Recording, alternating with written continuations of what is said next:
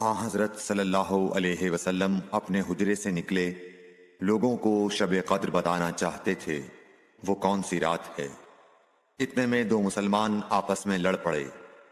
आप सल्लल्लाहु अलैहि वसल्लम ने फरमाया, मैं तो इसलिए बाहर निकला था कि तुमको शब कद्र बतलाऊं, और फलां फलां आदमी लड़ पड़े तो वो मेरे दिल से उठा ली गई, और शायद इसी में कुछ तुम्हारी बेहतरी हो। तो अब ऐसा करो कि शब कद्र को रमजान की 27वीं, 29वीं और 25वीं रात में ढूंढा करो। Like, share and subscribe for more videos.